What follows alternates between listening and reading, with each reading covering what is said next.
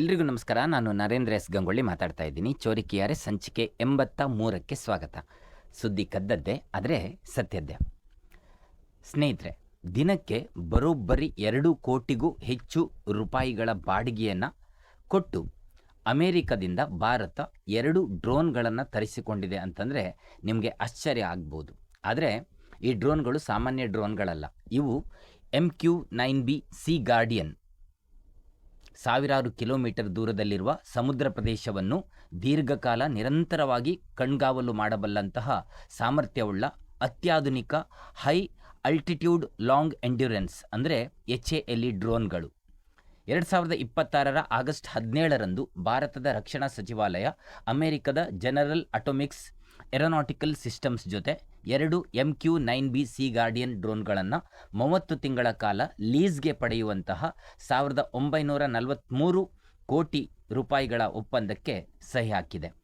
ಇದನ್ನು ಸರಳವಾಗಿ ಲೆಕ್ಕ ಹಾಕಿದರೆ 1943 ಕೋಟಿ ರೂಪಾಯಿ ಮೊತ್ತವನ್ನು 30 ತಿಂಗಳಿಗೆ ಮತ್ತು 2 ಡ್ರೋನ್ಗಳಿಗೆ ಹಂಚಿದಾಗ 2 ಡ್ರೋನ್ಗಳಿಗೆ ಒಟ್ಟಾಗಿ ದಿನಕ್ಕೆ ಸರಾಸರಿ ಸುಮಾರು 2,13 ಲಕ್ಷ ರೂಪಾಯಿ ಬಾಡಿಗೆ ಬರ್ತದೆ.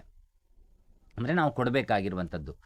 ಹಾಗಾದರೆ ನಿಮಗೊಂದು ಪ್ರಶ್ನೆ ಇದೆ, ಇಷ್ಟು ದುಬಾರಿ ಮೊತ್ತದ ಡ್ರೋನ್ಗಳನ್ನು ಭಾರತ ಬಾಡಿಗೆ ಪಡೆಯುವ ಅಗತ್ಯ ಏನಿದೆ ಅಂತ. ಹೌದು, ಇದಕ್ಕೆ ಪ್ರಮುಖ ಕಾರಣ ಹಿಂದೂ ಮಹಾಸಾಗರದ ಮೇಲೆ ನಿರಂತರವಾಗಿ ಕಣ್ಗಾವಲು ಇಡಬೇಕಾದಂತಹ ಅನಿವಾರ್ಯತೆ.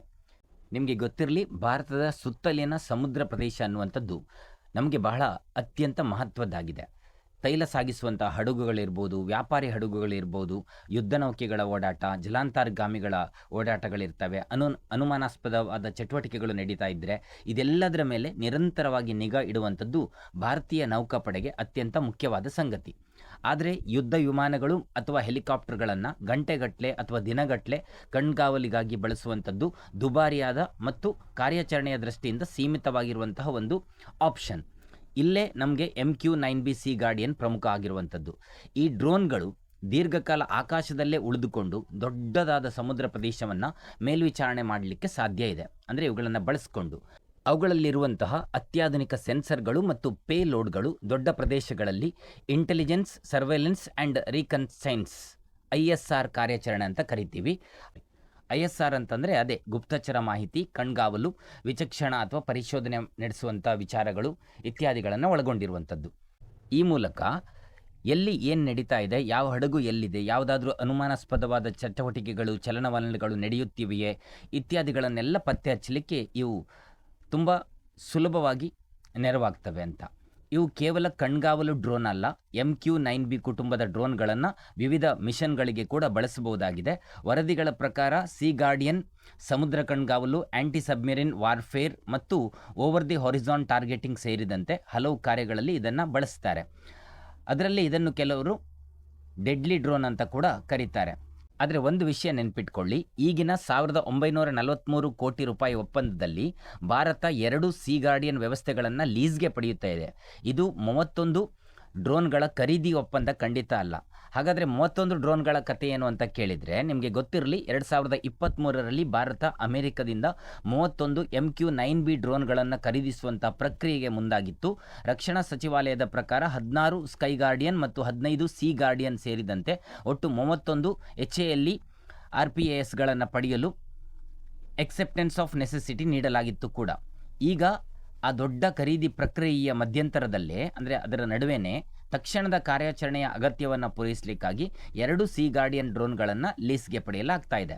ಅಂತಂದರೆ ಖರೀದಿಯ ಡ್ರೋನ್ಗಳು ಬರುವವರೆಗೆ ಕಾಯುವುದಕ್ಕಿಂತ ಈಗಲೇ ಬೇಕಾದ ಸಾಮರ್ಥ್ಯವನ್ನು ಬಾಡಿಗೆ ಮೂಲಕ ಪಡೆಯುವಂಥದ್ದು.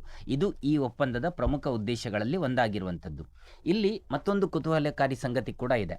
ಭಾರತೀಯ ನೌಕಾಪಡೆ ಈಗಾಗಲೇ ಇಂತಹ 2 ಸಿ ಗಾರ್ಡಿಯನ್ ಡ್ರೋನ್ಗಳನ್ನು ಲೀಸ್ನಲ್ಲಿ ಬಳಸ್ತಾ ಇದೆ ಅನ್ನೋದು ಕೂಡ ನಿಮಗೆ ಗೊತ್ತಿರಬೇಕು. ಇದೀಗ ಅದರ ಜೊತೆ ಮತ್ತೆರಡು ಸೇರ್ಪಡೆ ಆಗಲಿಕ್ಕಿದೆ. ಹೀಗಾಗಿ ಒಟ್ಟು 4 ಸಿ ಗಾರ್ಡಿಯನ್ ಡ್ರೋನ್ಗಳ ಮೂಲಕ ಇಡೀ ಒಂದು ಹಿಂದೂ ಮಹಾಸಾಗರ ಪ್ರದೇಶದ ಕಣ್ಗಾವಲು ಸಾಮರ್ಥ್ಯವನ್ನು ಮತ್ತಷ್ಟು ಹೆಚ್ಚಿಸುವ ಗುರಿಯನ್ನು ಈ ಒಂದು ಲೀಸ್ ಹೊಂದಿದೆ. ಹಾಗಾದರೆ ಇಷ್ಟೊಂದು ಹಣ ಖರ್ಚು ಮಾಡೋದು ಬೇಕಿತ್ತಾ, ಅದು ಯೋಗ್ಯವೇ ಅಂತ ಕೇಳಿದರೆ 100% ಬೇಕು. ಯಾಕೆಂದರೆ ಅದನ್ನು ಕೇವಲ ಡ್ರೋನ್ನ ಬೆಲೆಯೊಂದಿಗೆ ಹೋಲಿಕೆ ಮಾಡುವಂಥದ್ದು ಸರಿಯಲ್ಲ. ಒಂದು ಕಡೆ 1943 ಕೋಟಿ ರೂಪಾಯಿಗಳಷ್ಟು ದೊಡ್ಡ ಮೊತ್ತ ಅಂತ ಅನ್ನಿಸ್ಬೋದು, ಆದರೆ ಮತ್ತೊಂದು ಕಡೆ ಭಾರತದ ಸಮುದ್ರ ಮಾರ್ಗಗಳ ಭದ್ರತೆ ಏನಿದೆ, ವ್ಯಾಪಾರಿ ಹಡಗುಗಳ ಸುರಕ್ಷತೆ, ಅನುಮಾನಾಸ್ಪದ ಚಟುವಟಿಕೆಗಳ ಪತ್ತೆ ಮಾಡುವಂಥದ್ದು ಮತ್ತು ಹಿಂದೂ ಮಹಾಸಾಗರ ಪ್ರದೇಶದಲ್ಲಿ ಭಾರತದ ಮ್ಯಾರಿಟೈಮ್ ಡೊಮೇನ್ ಅವೇರ್ನೆಸ್ ಹೆಚ್ಚಿಸುವಂಥದ್ದು ರಾಷ್ಟ್ರೀಯ ಭದ್ರತೆಯ ಪ್ರಮುಖ ಭಾಗ ಆಗಿದೆ. ರಕ್ಷಣಾ ಸಚಿವಾಲಯವು ಈ ಡ್ರೋನ್ಗಳು ವಿಶಾಲ ಸಮುದ್ರ ಪ್ರದೇಶದ ಮೇಲೆ ನಿರಂತರ ISR ಕವರೇಜ್ ನೀಡಲಿದ್ದು, ಹಿಂದೂ ಮಹಾಸಾಗರ ಪ್ರದೇಶದಲ್ಲಿ ನಡೆಯುವಂತಹ ಬೆಳವಣಿಗೆಗಳನ್ನು ಮೇಲ್ವಿಚಾರಣೆ ಮಾಡಿ ತ್ವರಿತವಾಗಿ ಪ್ರತಿಕ್ರಿಯಿಸುವ ಸಾಮರ್ಥ್ಯವನ್ನು ಇವು ಹೆಚ್ಚಿಸ್ತವೆ ಅಂತ ಹೇಳಿದೆ. ಹೀಗಾಗಿ ಇದು ಕೇವಲ 2 ಡ್ರೋನ್ಗಳನ್ನು ಬಾಡಿಗೆಗೆ ಪಡೆದ ಕಥೆಯಲ್ಲ, ಇದು ಭಾರತದ ಸಮುದ್ರ ಕಣ್ಗಾವಲು ಸಾಮರ್ಥ್ಯವನ್ನು ತಕ್ಷಣವೇ ಹೆಚ್ಚಿಸುವ ತಂತ್ರ. ಕೊನೆಯಲ್ಲಿ ನಿಮ್ಗೆ ಅನ್ನಿಸ್ಬೋದು, ದಿನಕ್ಕೆ ಸರಾಸರಿ 2 ಕೋಟಿಗೂ ಹೆಚ್ಚು ರೂಪಾಯಿ ಖರ್ಚು ಮಾಡುವ ಬದಲು ಭಾರತದಲ್ಲೇ ಇಂಥ ಡ್ರೋನ್ಗಳನ್ನು ತಯಾರಿಸಬಹುದಿತ್ತಲ್ಲ ಅಂತ. ಇದಕ್ಕೆ ಉತ್ತರ ಅಂತಂದರೆ, ಭಾರತ ಈಗಾಗಲೇ ಸ್ವದೇಶಿ ಡ್ರೋನ್ ಮತ್ತು ಅನ್ಮ್ಯಾನ್ಡ್ ಸಿಸ್ಟಮ್ಸ್ ಕ್ಷೇತ್ರದಲ್ಲಿ ಸಾಮರ್ಥ್ಯವನ್ನು ಹೆಚ್ಚಿಸಿಕೊಳ್ತಾ ಇದೆ. ಆದರೆ ಅತ್ಯಾಧುನಿಕ HALE ಡ್ರೋನ್ಗಳಂಥ ವ್ಯವಸ್ಥೆಗಳನ್ನು ಅಭಿವೃದ್ಧಿಪಡಿಸಲಿಕ್ಕೆ ವರ್ಷಗಳ ಸಂಶೋಧನೆ, ಪರೀಕ್ಷೆ ಮತ್ತು ಆಪರೇಷನಲ್ ಸರ್ಟಿಫಿಕೇಷನ್ ಬೇಕಾಗ್ತದೆ. ಆದ್ದರಿಂದ ಒಂದು ಕಡೆ ತಕ್ಷಣದ ಭದ್ರತಾ ಅಗತ್ಯವನ್ನು ಪೂರೈಸಲು ವಿದೇಶಿ ತಂತ್ರಜ್ಞಾನವನ್ನು ಬಳಸಿಕೊಳ್ಳುವುದು, ಮತ್ತೊಂದು ಕಡೆ ದೀರ್ಘಾವಧಿ ಸ್ವದೇಶಿ ಸಾಮರ್ಥ್ಯವನ್ನು ಬೆಳೆಸುವಂತಹ ಒಂದು ಪ್ರಕ್ರಿಯೆಯಲ್ಲಿ ಭಾರತ ಮುಂದುವರಿತಾ ಇದೆ. ಭಾರತದ ರಕ್ಷಣಾ ತಂತ್ರದಲ್ಲಿ 2 ಮಾರ್ಗಗಳು ಕೂಡ ಅನಿವಾರ್ಯ. ಭಾರತದಂತಹ ದೇಶಕ್ಕೆ ಇಂತಹದ್ದೊಂದು ಭದ್ರತಾ ವ್ಯವಸ್ಥೆ ಖಂಡಿತವಾಗಿ 100ಕ್ಕೆ 100 ಬೇಕಿದೆ. ಇದಕ್ಕೂ ದೊಡ್ಡ ಮಟ್ಟದ ಭದ್ರತೆಯ ಅವಶ್ಯಕತೆ ಕೂಡ ಖಂಡಿತ ಇದೆ. ಆ ನಿಟ್ಟಿನಲ್ಲಿ ದೇಶದ ಭದ್ರತಾ ವ್ಯವಸ್ಥೆ ಮತ್ತಷ್ಟು ಸುಭದ್ರಗೊಳ್ಳಲಿ ಅಂತ ಹಾರೈಸ್ತಾ ಇನ್ನೊಂದು ವಿಶೇಷ ಸಂಚಿಕೆಯೊಂದಿಗೆ ನಾಳೆ ಸಿಗ್ತೀನಿ. ಧನ್ಯವಾದಗಳು. Thank you.